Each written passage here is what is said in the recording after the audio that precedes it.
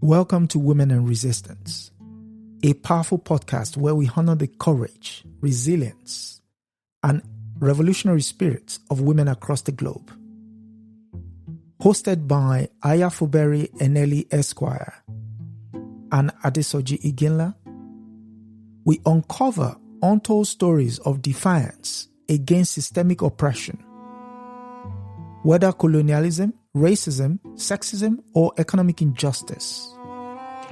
From historic icons like Winnie Mandela and Fannie Lou Hamer to today's trailblazers, we shine a light upon those shaping a more just world. This is a call to honor the past, embrace the present, and build an empowered future. Greetings, and welcome to another episode of Women and Resistance. I am your host, Adesoji Iginla, and on this week's episode, this is the show where we showcase the role of women and how they've been helping our collective liberation. But this day, we might come across a name that will be unfamiliar to most. And who she is, what she's about, we would hear in the course of this program. So her story comes into a recognition on the 9th of April 6, 1994. A plane carrying the president of Rwanda at the time was shot out of the sky over Kigali. In the 14 hours that followed before the killing became a genocide, the world would spend the next 30 years trying to comprehend what one person held, how one person held constitutional authority over that state. That person is none other than Agathe Uwilingiyimana. Welcome. Thank you very much for having me. Thank you for being here. So, we're talking the African continent, such a huge spot. Women are not usually on the forefront. So, just give us a brief overview why it's important for the consciousness to understand what role you play. You can start from the beginning. We have always been at the forefront. We have been at the sides. We have been in the back. Women in Africa have always been everywhere. The difference is whether we have been given credit for the work that we do and whether there is not an ideology that seeks to marginalize women, and in that marginalization weakens our communities, weakens our families, weakens our continent as a whole. I would never have imagined myself necessarily to be a topic for what you do here, Women and Resistance, not as a little girl. But let me start with my last recorded words before I was prematurely sent really off into the ancestral realms. I was on Radio France International, and it was the early hours of April 7th, 1994. There is a shooting. There's shooting. People are being terrorized. People are inside their homes, lying on the floor. We are suffering the consequences of the death of the head of state. This is what I believe. We, the civilians, are in no way responsible for the death of our head of state. Within hours of this broadcast, I was dead. Shot by soldiers of my own country was one of the first targeted killings of what is today known as the Rwandan genocide. Some may have never heard of my name, Agathe Uwilingiyimana. Many call me Madam Agatha. I am a footnote in some stories, and in some I don't appear at all as we talk about this genocide. And so I appreciate the opportunity today, not just to tell my story, but to tell a story of how brothers and sisters can rise up against one another. A hatred engineered and fomented from without, which we nonetheless internalize. Some of you may have watched the movie Hotel Rwanda. It captures some, but not the full extent of what happened.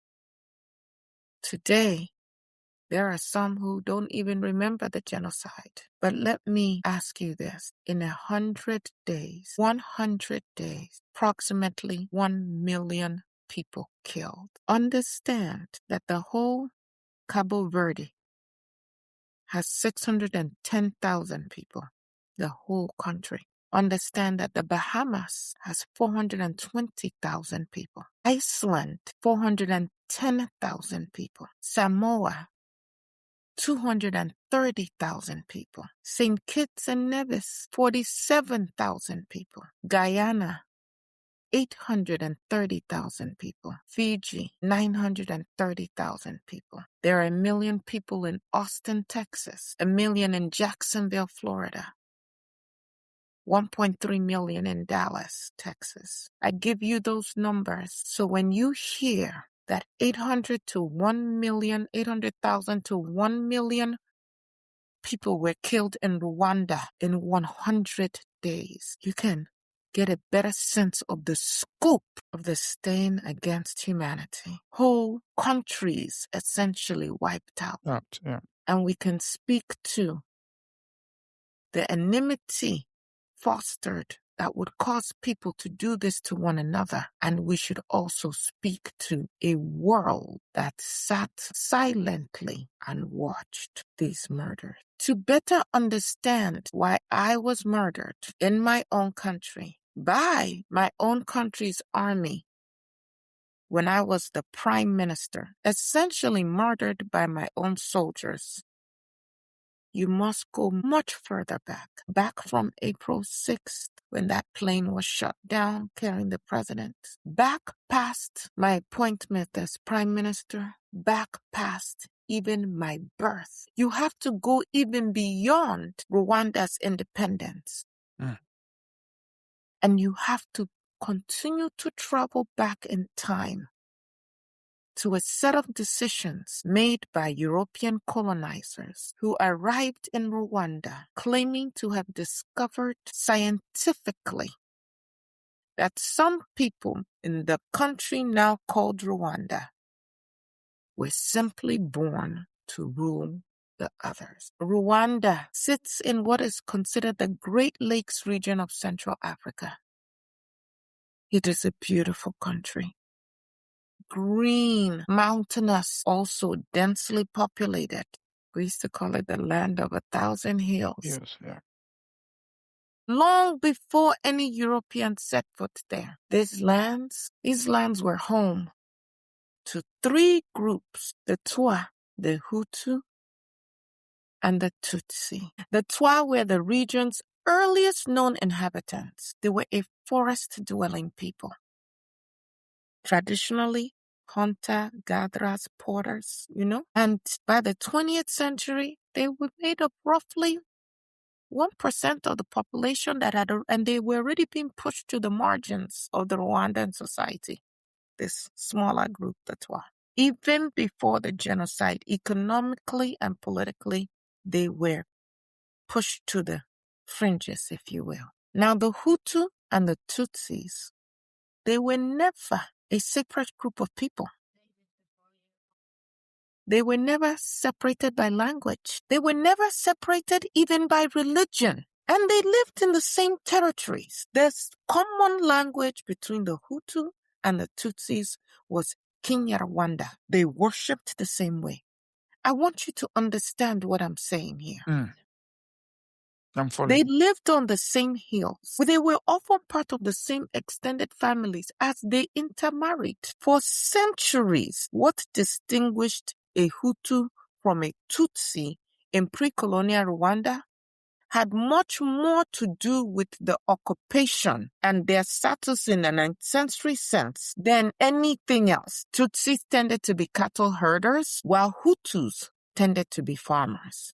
That is it. Now, Rwanda's monarchy, for centuries before the Europeans arrived, was Tutsi dominated because, rearing cattle, that was like a cash animal, you understand? Yeah. So you can say that the Tutsi elites held disproportionate power, you can argue. But the boundary between the two groups was very porous. A Hutu who acquired enough cattle or married well could rise in status, could become Tutsi in the eyes of his community within a generation.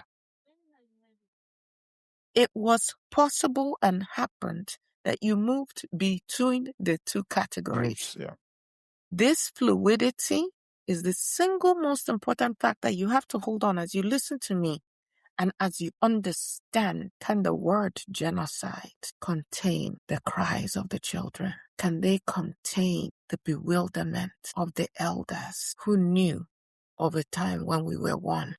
Can it capture the horror of a woman violated with her child still on her breast? Let me try and compose myself and get back to the story. Germany claimed Rwanda as a colonial territory in the late 19th century. And then after the First World War, Germany lost the territory to Belgium because you understand, first that race to Fashoda and the Berlin Conference, but then after World War I, the colonizers like vultures gathered to now further distribute their spoils and to push Germany out. When the League of Nations, which did not consult African people, handed Belgium administrative control, what the Belgians did was they imposed a far more intrusive and racially explicit system than the Germans had. The Belgian administrators, their missionaries, their ethnographers, their traders, all came with a set of racial theories that was fashionable in Europe at the time, and still is, by the way. Theories that assumed that some human populations were simply more civilized, more capable of leadership, more European adjacent than others. So when they looked at Rwanda's existing social hierarchy with the Tutsi-dominated monarchy, they concocted what came to be called the Hamitic myth. They claim that Tutsis were not, in fact, an indigenous Central African people, but that they were descendants of a supposedly superior, more Caucasoid population, and that they then migrated down the Horn of Africa generations earlier and rightfully ruled over the native Hutu population by virtue of inherited racial superiority. Wow. This invented history, dressed in the language of the 1920s and 30s, called European race science, was not just ideology. The Belgians built an entire colonial administration based on this racial hierarchy. Colonial era documents and textbooks describe the Tutsis as tall, light-skinned, thin-nosed, and naturally suited to command, and described the Hutus as short, dark, and suited only to labor. I think that Africans in the diaspora can certainly relate to this kind of race relations. And then the colorism and the issues that it has created within what should be homogeneous groups. So what the Belgians did is they favored the Tutsis for education, for administrative posts, for access to the colonial economy, and excluded the Hutus completely from those opportunities. Now there's no more fluidity. There's no more you can go. No, there is a ruling class and there is A labor class. a labor/slave class. But the Belgians were not done. In the 1930s, They turned this social theory into an inescapable bureaucratic fact. They conducted a census and then they began to issue mandatory identity cards, stamping every Rwandan for life and for their children after them as Hutu, Tutsi. You colored, you white would be the equivalent in the United States. In South Africa, colored, white, and then the natives, the blacks. You see this divide and conquer. Roughly 85% of the population was registered as Hutu, 14% or thereabouts as Tutsi, and 1% Twa. These identification cards, everything was fixed and enforced by the colonial state itself. You could never again cross from Hutu to Tutsi status, no matter how much cattle, how educated, who you married, none of that. The card decided who you were permanently. And the card decided who could govern and who would be governed. Now, this would have been a good time for brothers to say, even though this system seems to benefit me, will not partake. It hurts my brother, we will not participate. But human beings and greed. That system held for roughly a quarter century. Understand that is.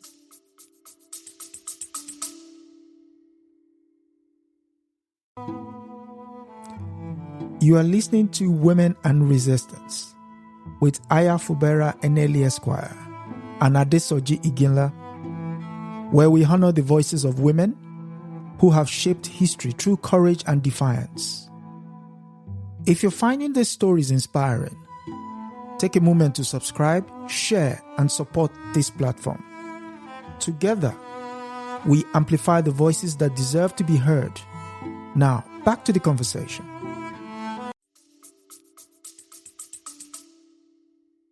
A generation. Then as decolonization swept across Africa in the late 1950s, the Belgians, sensing the political winds were shifting, and now looking for a new ally to protect their interests as independence approached, turned the corner, reversed course. Now they began backing the Hutu political movement. You have fomented resentment and anger and inequality for 25 plus years. And then now you back the Hutu political movement and you start to disempower the Tutsi monarchy that you spent years empowering. And in 1959, violence broke out, what would be called the Hutu Revolution, or the wind of destruction. Hutu activists encouraged and in places assisted, because all the armed struggle in Africa is assisted and mostly funded by outsiders. They assisted the Hutus and attacked Tutsi communities and the Tutsi monarchy that they had set up. No, that benefit them. Tens of thousands of Tutsis were killed, and well over 100,000, again, more than the size of some smaller countries, fled the country into Uganda, into Burundi, into Congo, into Tanzania. That was the beginning of a Tutsi diaspora that would matter enormously 3 decades later. That is why you can't ever just look at a snapshot. Sure, yeah. You must go back. Rwanda became a republic, and in 1962 achieved formal independence from Belgium under Hutu-led government that inherited the same rigid colonial manufactured ethnic categories that the Belgians had already implemented. Only now those categories were being used to justify Hutu political dominance. And at various points, there were waves of violence over the next few years and discrimination against the Tutsi minority who remained in Rwanda. Do you know that the identity card stayed in use even after independence? Yeah. Ethnic quotas were introduced, capping the number of Tutsis allowed into secondary schools, the number allowed into universities, the number allowed into government jobs, regardless of merit. This is the same quota system that I would spend years of my life trying to dismantle. Throughout the 1960s and 70s, there were more waves of anti-Tutsi violence, each of them pushing more Tutsi families into exile, into neighboring countries. I was born in 1953, and through my childhood and my young adulthood, this was simply the system that we found ourselves in. National identity system, Europe, designed by Europeans who had supposedly left the country, but still stamped on every citizen's papers, still determining who could even get an education, what job you could hold, and whether you could marry with social standing. Fast forward to October 1990, the children and the grandchildren of the Tutsi refugees who had fled in 1959 and after, many of whom had grown up in Uganda and some who had fought in the Ugandan army, they now invaded Rwanda from the north as the Rwandan Patriotic Front, the RP, thereby beginning the Rwandan Civil War. Go to the entire continent of Africa. Anywhere that there was a civil war, it was fomented by these colonizers. Go and check it. The RFP's stated goal was to force the Hutu-led government to allow refugees to return and to end discrimination against Tutsis inside of Rwanda. Okay.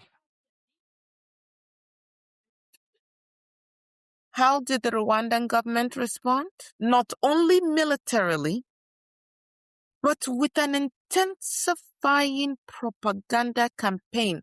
My young brother, when I tell you words have power, believe you me, words are not just, they just said something. You capture the imagination of people with these words. You start to inject poison into their minds. You plant all kinds of seeds of evil, and then you can stand back,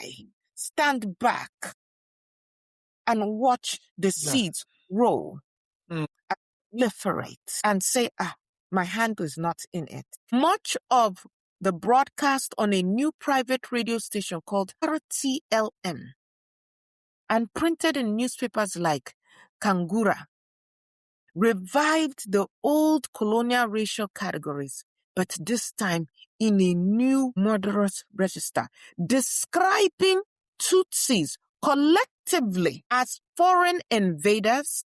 Listen to this language. As cockroaches, as an existential threat to the Hutu majority, and that they needed to be preemptively destroyed. My brother, have you heard this type of language anywhere else in the world? And what happened following it? Genocide as well. Now in the country where you have summoned me to come and speak to you from, United States of America, are there not people being called vermin and cockroaches, and they are polluting the blood? Yeah. Yes. Well, under domestic reform pressure and the weight of the ongoing war, President Habyarimana, who had ruled as head of state, one-party state since 1973, agreed in 1991 to legalize multiple political parties, and we began the peace negotiations between the government and the RPF in Arusha, Tanzania. You may have heard of the Arusha Accords. Yeah. And the goal was to end the Civil War through power sharing. It was in this exact moment that a country whose entire ethnic vocabulary had been manufactured by colonizers determined to keep us at each other's throats so that they could just rule. It was then that all of that was weaponized by a domestic political movement willing to use it to justify mass murder and, of course, my own murder. I was Hutu. Let me tell you a little bit about my story, and I will wrap up bringing it back to my country. I was born on May 23rd, 1953 in Nyaru, Hengeri. It's the Butare region. And at that point, it was part of the Belgian-administrated trust territory of Rwanda, Urundi. I am Hutu. Our religion was Roman Catholic. I was born to peasant farmers in Nyaru, Hengeri. My family briefly relocated to Belgian Congo for work shortly after my birth. But then we returned to the Butare region when I was about 4 years old. I attended, and this should make you laugh when you hear the name of the school. I attended the Notre Dame de Citro Secondary School, and I earned my teaching certificate in humanities when I was 20 years old. Then I continued with my studies, which at that point was unusual for someone who was Hutu. Remember, at that time, they had initially set up the Tutsis as the ones to get education. So to have the daughter of a Hutu farmer. But I kept working hard. And in 1976, I earned my secondary diploma in mathematics and chemistry. And in 1985, I earned my Bachelor's of Science from the National University of Rwanda in Butare. I married my husband, Ignace Barahira, in 1976. He was a classmate of mine from my home village. I kept my maiden name, which is Rwandan custom. I just wanted to throw that in there because some of you don't know much about our customs. I did not become his property. He worked in a university laboratory post. And unfortunately, one of the prices he paid for being my husband was to be murdered alongside me on April 17th, 1994. I had 5 children. My first child was born in 1977. I would tell you more, just a little bit more about my children. I was a founder of the Teachers Cooperative Savings and Credit Society, which we founded in 1986. It's always my goal to use whatever power I had to lead. And so in my classrooms, I encouraged all of my students, no matter their background, no matter what stamp was on their identification card. And I fought for more opportunities to be open to those who were being discriminated against. Because I felt if a student was a good student, they should have an opportunity, not because of their stamp or because of their gender. By 1989, I was named Director of Small and Medium-Sized Industries in the Ministry of Commerce and Industry. And in that capacity, I continue to fight to open doors, to end the decades of discrimination, either one way or the other. Okay. I then joined the Republican Democratic Movement, which was a multi-ethnic opposition party. I joined that in 1992. And as the discussions continued on power sharing, I was appointed as the Minister of Education under Prime Minister Dismas Nsengiyaremye. And that was from April 1992 to 1993. And in that capacity, I worked to break down those barriers to education, again, based on this arbitrary stamp and just the politics of racial discrimination. I had formulated a reputation as someone who was very fair-minded and did not give deference to the Hutus, of which I was a member. Now, on July 18th, 1993, I was appointed Prime Minister of Rwanda, the first woman to hold the office in Rwandan history, and as of now, still the only one to ever have held that position. Although I must tell you that there are, percentage-wise, more women in the Rwandan government than you will find in the United States government at the highest levels. So, when President Habyarimana was assassinated, when his plane was shot, it was a ground-to-air missile. Yeah. When his plane was shot down and everybody on the plane killed, effectively and constitutionally became the acting president. I was the acting head of state. That lasted a mere 14 hours.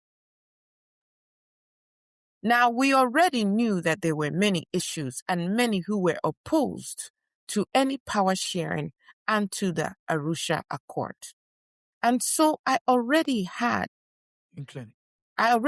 protection from the UN.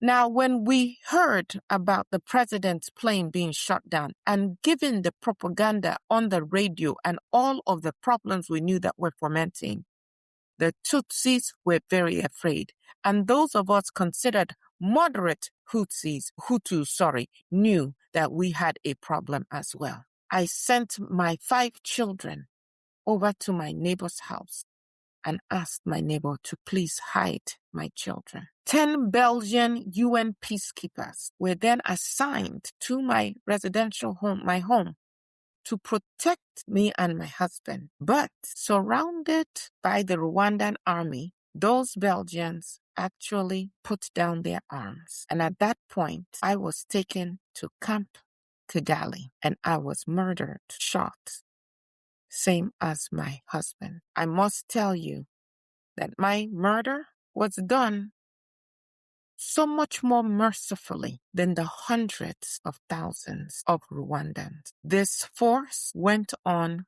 to kill all of the 10 Belgian UN peacekeepers. And at that point, Belgium began to advocate to get all of the UN personnel out of Rwanda.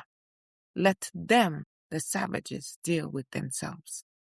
Over the course of 7 days, France and Belgium pulled out their forces and as many, if not all, of their own citizens, leaving the Africans and particularly the Tutsis, who were outnumbered, outgunned to fight for themselves. And what took place after that? With an average of 10,000 people killed every day for 100 days, where journalists report coming back and seeing mountain-high heaps of corpses. For just a moment, before we skip on to the more cerebral conversation, let us think about doors being kicked in, mothers with their hand over their children's mouths, some stuffing their mouths with cloth or something to muzzle, people forced and gathered into spaces where they watched the torture and mutilation of each other. There are documentaries. The Ghost of Rwanda, 7 Days in Kigali, watching a grown man with boots stomping on the head of a child because his parents' identification card is stamped something other than yours. There was nowhere to hide for the Tutsis. Hide in your home? Run out into the bush? 100 days without food, water? How would you survive? Machete-wielding young men done by unscrupulous individuals on the radio kill Africa. Do the numbers even mean anything to us anymore? 1 million lives. Could they have become? And all around the continent, this same story is playing out. How many in the Sudan? How many in Congo? 3 million in Biafra. How many in Libya? How many in the Sahel countries? Will you hear this story and it just be a story? I hear in the United States you say Black Lives Matter. Did we get that memo in Africa? Because the ones who always came to rape and pillage and exploit us, they don't care. I was killed because I stood for humanity, because I fought for what was right and not just for personal power. My priorities were to reform the ethnic quota system. When I became prime minister, I inherited a government under enormous strain, an unresolved civil war, a collapsing economy, and a peace process that the hardliners within my own country, within my own government, viewed as an outright betrayal. Hence, the assassination of the president, the head of state, which we still, after all these years, have not figured out exactly which group was behind it, though we might speculate. The Arusha Accords that was finalized that August, they were designed to end the civil war through this broad-based transitional government that included the RPF, an integrated military, and a path to democratic elections. But there were some who did not want to see that. So with this accord, you have to understand that Habyarimana would hold the transitional presidency until the democratic elections, right? Yeah. In the prime minister's post, which was the second most powerful post in the country, would come from the MDR, which is the political party I was a part of. That made me, Madam Agatha, structurally one of the two figures the entire transition depended on. You take out the first, I must be next. This same RTLM, the media and its power, do you know that not only were they describing the Tutsis as vermin to be exterminated, they were at that time also naming people like me Who was still alive as accomplices and traitors. And so those who love me, including my brother who visited me just a week before my death, said, don't speak so much. Don't support the accord so openly. Take a back seat, be quiet, protect yourself, save yourself. And there are many who would have taken that route. But that is not who I am. So I resisted and I spoke truth to power, even though I knew cost you. what dies in my life. When I made those remarks on the radio shortly before my death, I said, people are being terrorized. I did not center myself. I did not ask for help for myself because that is not who I am. By God's grace, even though I was murdered, and my husband too, the UNAMIR military observer, Captain Mbaye Diagne of Senegal, he discovered that my children were being hidden by my neighbor, and he was able to smuggle out all of my children, first to the Hotel des Mille Collines, which became famous by the name Hotel Rwanda. Yeah. And he eventually got them out of the country and got them to Switzerland. That is how my legacy, in terms of biological children, was not completely wiped out. I was not a random casualty of chaos. I was a very specifically chosen target. 800,000 to 1 million lives within 100 days. Overwhelmingly, those killed were Tutsis, but there were also Hutu leaders, Hutu neighbors who refused to take part in the killing, who were themselves then killed. And my murder was designed to clear the way for an interim government of Hutu power hardliners. Jean Kambanda would later plead to genocide before the International Criminal Tribunal, but initially became the next prime minister. Colonel Bagsora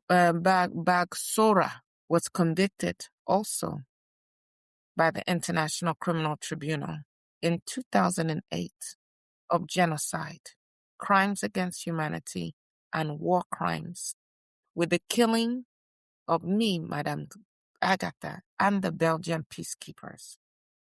Those are just few of the cases cited. What can I say to you at this point? If we're not careful, divisions created by those who care nothing for us will continue to divide us. Rwanda is supposedly at peace today, but some might say it is a shaky peace. We must relearn how to build a continent where everybody can thrive. Look at what is happening in South Africa.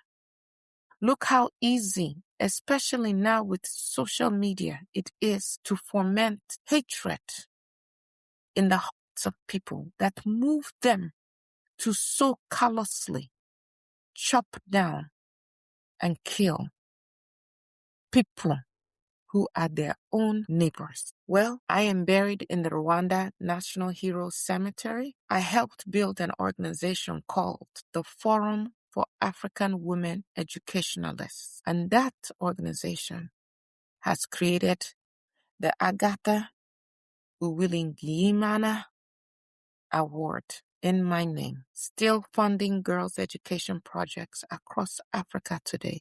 For that, I am very grateful. They are still fighting to get more girls into the science classrooms like I was. I appear briefly in a film that has tried to, make sense of reckon with the genocide for global audiences.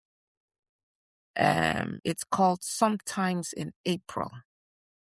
Why was the international community so willing to look the other way? 100 days. As I mentioned, Frontline, I think PBS, they have a documentary called Ghosts of Rwanda. And of course, there was the French documentary in 2014, 7 Days in Kigali. And then there was a play by Angela J. Davis describing me as an overlooked woman in world history.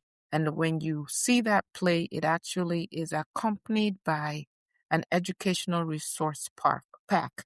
And you can find it mostly in the UK schools, distributed by the Survivors Fund. History has flattened the killing of 1 million people to just the word genocide. Belgium, Germany, and any of the colonizers that helped to foment these issues hundreds of years ago get to wash their hands clean and bear no responsibility. Have we reversed these centuries of indoctrination, or are they still simmering underneath the surface and can blow up again in our faces with the right catalyst? Only time will tell. There is no full-length book about me. There is no full-length documentary about me or my life. That tends to be the way of women in history. Erased. Standing up for what was right cost me everything. And I can honestly say, I would do it again. Thank you. Thank you. Thank you. Thank you. Thank you. Those are the words of Agathe Uwilingiyimana. What else can we say other than history bears witness? You did mention what was the international community doing. The likes of Bill Clinton, the likes of Kofi Annan. They were passing the phone calls back and forth, ignored the head of the Shah mission at the time, Roger, the Canadian general, Roger Dallaire. He also has a book called Shaking Hands with the Devil. All of his interactions with the international community is well documented in that book. So we thank Madam Prime Minister, for coming through and speaking to us. We're glad that your kids did survive, leaving your legacy behind. And we continue to ask that may your path be smooth. So that's another episode of Women in Resistance for this week. Next week, it will be the turn of Gladys West. Gladys West is next. And so, with that said, Madam Prime Minister, any final thoughts? You must have the courage of your convictions. You must do the best you can where you are with what you have, because that might motivate someone else also to have the courage to do what is right. Said, we have come to the end of this week's episode. Like I said, next week is the turn of Gladys West. If this is your first time here, consider liking, sharing, and subscribing. Until next week, it's good night and God bless. That is it for this episode of Women and Resistance. Thank you for joining us in amplifying the voices of women who challenged injustice and changed the course of history. Be sure to subscribe, share, and continue the conversation. Together, remember, we honor the past, act in the present, and shape the future. Until next time, stay inspired and stay in resistance.